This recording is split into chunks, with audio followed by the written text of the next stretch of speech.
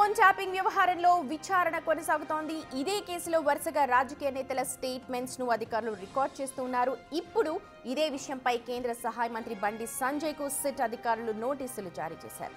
ఈ నెల 24న విచారణకు రావాలి అంటూ నోటీసులు ఇచ్చారు. బీఆర్ఎస్ పాలనలో అనేక మంది ప్రముఖుల ఫోన్లు ట్యాప్ అయ్యాయన్న అంశంపై సిట్ అధికారులు విచారణ చేపడుతున్నారు. ఇప్పటికే పలువురు ఎంపీలు, ఎమ్మెల్యేలు, రాజకీయ నాయకులు, ప్రముఖులను విచారణకు పిలిచి స్టేట్మెంట్స్ ను రికార్డ్ చేశారు. తాజాగా ఫోన్ ట్యాపింగ్ వ్యవహారాన్ని తొలుత తెరపైకి తీసుకొచ్చిన నాటి బీజేపీ రాష్ట్ర అధ్యక్షుడు బండి సంజయ్ స్టేట్మెంట్ ను ఇప్పుడు అధికారులు రికార్డ్ చేయబోతున్నారు. బండి సంజయ్ తో పాటు ఆయన పిఆర్ఓ పసునూరు మధు, పిఏ బోయినపల్లి ప్రవీణ్ రావు, మాజీ పిఏ పోగుల తిరుపతిని కూడా నోటీసులు జారీ చేసింది సిట్. ఈ నెల 24న ఉదయం 11 గంటల ప్రాంతంలో విచారణకు హాజరు కావాలి అంటూ ఆ నోటీసుల్లో పేర్కొంది.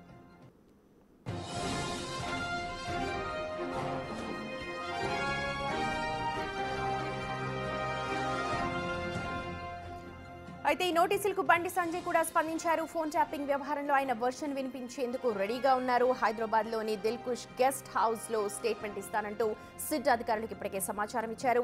ఫోన్ ట్యాపింగ్ అంశంలో సిట్ అధికారులకు పూర్తిగా సహకారం అందిస్తానన్నారు. ఇక ఈ ఫోన్ ట్యాపింగ్ కు సంబంధించి తన దగ్గర ఉన్న సమాచారం అంతా కూడా ఇస్తాను అని చెప్పి ఆయన అన్నారు. మా ప్రతినిధి వెంకట్ ఉన్నారు అప్డేట్స్ అందించడానికి. వెంకట్, ఫోన్ ట్యాపింగ్ వ్యవహారాన్ని ముందుగా బయటకు తీసుకొచ్చింది బండి సంజయ్ మనందరికీ తెలుసు. అప్పటి నుంచి కూడా సిట్ అనేక మందిని క్వశ్చన్ చేస్తోంది. ప్రతి ఒక్కరి స్టేట్మెంట్స్ అన్ని కూడా రికార్డ్ చేస్తోంది. ఇప్పుడు ఫైనల్ గా బండి సంజయ్ దగ్గరకు వచ్చి మళ్ళీ ఆగింది. సో ఎలా చూడాలి ఈ వ్యవహారాన్ని అంతా? అండ్ ఆయన పూర్తిగా సహకరిస్తానని కూడా చెప్పినట్టు మనకు తెలుసు. సుమతి, ప్రధానంగా ప్రజాప్రభుత్వం వచ్చిన తర్వాత ఈ ఫోన్ ట్యాపింగ్ అంశంలో సిట్ విచారణ వేసింది. గతంలో అనేక ఆరోపణలు వచ్చినాయి. అనేక మంది ప్రముఖులు కావచ్చు, రాజకీయ నేతలు కావచ్చు, ఇట్లా చెప్పుకుంటూ పోతే చాలామంది కూడా ఈ ఫోన్ ట్యాపింగ్ జరిగిందనేది ప్రధానంగా వినిపించినటువంటి మాట. 2023 కాంగ్రెస్ ప్రభుత్వం వచ్చిన తర్వాత పూర్తి స్థాయిలో ఫోన్ ట్యాపింగ్ అంశంలో సీరియస్గా తీసుకుంది. దాని మీద విచారణ కూడా చేపట్టినటువంటి నేపథ్యం ఉంది. ఇప్పటిదాకా విచారణ కూడా కొనసాగుతుంది. ఈ ఫోన్ ట్యాపింగ్ అంశంలో కీలక నిందితులను కూడా అదుపులో తీసుకొని కీలక సమాచారాన్ని కూడా సేకరించింది సిట్. ఇక ఇందులో ప్రధాన నిందితుడు ఉన్నటువంటి ఇంటెలిజెన్స్ మాజీ చీఫ్ ప్రభాకర్ రావుని కూడా ఇటు సిట్ అదుపులోకి తీసుకున్నది. ఇక పూర్తి స్థాయిలో ట్యాపింగ్ సంబంధించిన అంశంలో మూలాలను వెలికితీసే పనిలో సిట్ ముందుకు వెళ్తుంది. అందులో భాగంగానే ప్రధానంగా బీజేపీలో చాలా కీలక నేతల కూడా ఇప్పటికే సిట్ నోటీసులు జారీ చేసింది.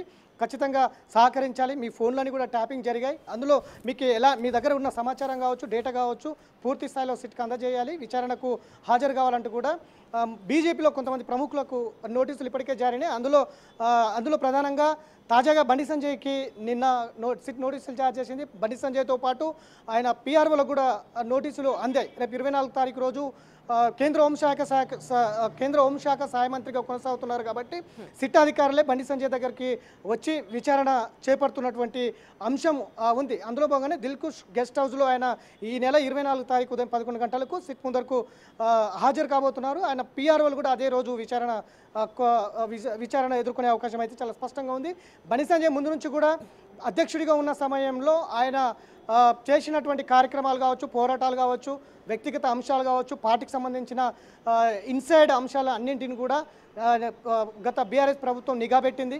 ఆయనకు సంబంధించిన అనేక అంశాల్లో కూడా ఫోన్ ట్యాపింగ్ ద్వారా ఆయనను కట్టడి చేసినటువంటి నేపథ్యం ఉంది. ఇంట్లో భార్యాభర్తలు మాట్లాడుకునే అంశాలు కూడా విని ఫోన్ ట్యాపింగ్ చేసినటువంటి దుర్మార్గుడు కేసీఆర్ అంటూ కూడా చాలా సంచలన కామెంట్లు చేసినటువంటి సందర్భం కూడా ఉంది. బండి సంజయ్ గత నుంచి కూడా కామెంట్లు చేస్తూ వస్తున్నారు. అధ్యక్షుడిగా ఉన్నప్పుడు ఆయన చేసినటువంటి ప్రజా సంగమ యాత్ర కావచ్చు, ఆయన చేసినటువంటి దూకుడుగా ముందుకు వెళ్తున్నటువంటి నేపథ్యం కావచ్చు, అట్లనే 10th క్లాస్ పేపర్ లీకేజ్ అంశంలో ఫోన్ ట్యాపింగ్ ద్వారానే ఒక లేనిపోని కేసును ఆయన మీద బనాయించి ఇబ్బందులు గురి చేశారనేది కూడా ఆయన ఆరోపిస్తున్నటువంటి నేపథ్యం ఉంది. ఫోన్ ట్యాపింగ్ జరుగుతుంది అంటూ ముందు నుంచి కూడా ఆరోపిస్తున్నటువంటి అంశం. కాబట్టి ఇప్పుడు సిట్ విచారణలో పూర్తి స్థాయిలో సహకారం అందిస్తా, ఆయన దగ్గర ఉన్న డేటా అంతా కూడా సిట్కి అందిస్తా అంటూ కూడా బండి సంజయ్ చెప్పినటువంటి నేపథ్యంలో బండి సంజయ్ చెప్పిన విషయాలతోటి మళ్ళీ మరికొంతమందిని ఏమన్నా పిలుస్తారా? ఎందుకంటే బండి సంజయ్ రేస్ చేశారు, ఇప్పుడు మళ్ళీ ఫైనల్ గా బండి సంజయ్ ఆయన పిఏలకు నోటీసులు ఇచ్చున్నారు, వాళ్ళు పూర్తిగా సహకరిస్తామంటూ ఉన్నారు. దీంతో ఒక కంక్లూజన్ వచ్చే అవకాశం ఉందనుకోవచ్చా? Just assumption. బండి సంజయ్తో కాదు ఇంకా మరికొంతమంది కీలక నేతలు కూడా నోటీసులు ఇచ్చే అవకాశం ఉంది. ఇప్పటికే ఈటెల రాజేందర్, కొండ విశ్వేశ్వరరెడ్డితో పాటు ధర్మపురి అరవింద్ పిఏ కూడా నోటీసులు ఇచ్చారు, విచారణకు హాజరయ్యారు. ఫ్లోర్ లీడర్గా ఉన్న ఏలైటి మహేశ్వరరెడ్డి కూడా నోటీసులు జారీ చేశారు. రేపు మాపో సిట్టు ముందుకు వెళ్లే అవకాశాలు కనిపిస్తూ ఉన్నాయి. అట్లా గంగిడి మనోహర్ రెడ్డి ఉపాధ్యక్షులుగా ఉన్నారు. ప్రధాన కార్యదర్శి ఇటు ఎవరైతే బీజేపీలో గుజ్జుల ప్రేమేందర్ రెడ్డి ఉన్నారు. వీళ్ళకు ఇట్లాంటి నేతలు కూడా నోటీసులు జారీ చేశారు. గత మునుగోడు ఎన్నికలు కావచ్చు, హుజూరాబాద్ ఉప ఎన్నికలు కావచ్చు, ఇట్లా 2022 ఉప ఎన్నికల్లో కీలకంగా ఫోన్ ట్యాపింగ్ జరిగి అక్కడ ఉన్నటువంటి బీజేపీకి సంబంధించిన పార్టీ ఫండ్ను కూడా సీజ్ చేసినటువంటి నేపథ్యాలు అనేకం ఉన్నాయనేది కూడా పార్టీ బహిర్గతం చేసినటువంటి నేపథ్యం ఉంది. అందులో రఘునందన్ రావు కూడా సిట్టు విచారణకు హాజరైనటువంటి నేపథ్యం ఉంది. ఇట్లా ప్రముఖులకు నోటీసులు జారీ చేస్తారు. ముందు నుంచి కూడా బీజేపీ కాంగ్రెస్ ప్రభుత్వం అధికారంలోకి వచ్చిన తర్వాత సిట్ విచారణ ఏమైంది, ఇటు కాళేశ్వరం విచారణ ఏమైంది, విద్యుత్ కొనుగోలు అంశంలో విచారణ ఎక్కడ పోయింది, అట్లనే గొర్రెల స్కామ్కి సంబంధించిన అంశంలో విచారణ ఎక్కడ పోయింది, ఇట్లా కేసీఆర్ని కాపాడుకోవడానికే కాంగ్రెస్ ప్రభుత్వం ప్రయత్నం చేస్తుందంటూ బీజేపీ ముందు నుంచి కూడా ఆరోపణలు చేస్తూ వస్తుంది. అందులో భాగంగానే కీలకంగా ఈ అంశాన్ని సీరియస్గా తీసుకున్నది. ఫోన్ ట్యాపింగ్ సంబంధించిన అంశంలో బీజేపీ నేతలు ఎవరెవరు ఉన్నారు, ఎక్కడెక్కడ ఫోన్ ట్యాపింగ్ జరిగింది, ఎవరెవరి ఫోన్ ట్యాపింగ్ జరిగింది అనే అంశం మీద పూర్తిగా సెట్ ముందుకు వెళ్తోంది. అందులో భాగంగానే కీలకంగా బండి సంజయ్తో పాటు కీలకంగా ఉన్న నేతలు కూడా నోటీసులు జారీ చేసి విచారణకు పిలుస్తోంది. అందులో ఇప్పటికే కొంతమంది విచారణకు హాజరయ్యారు.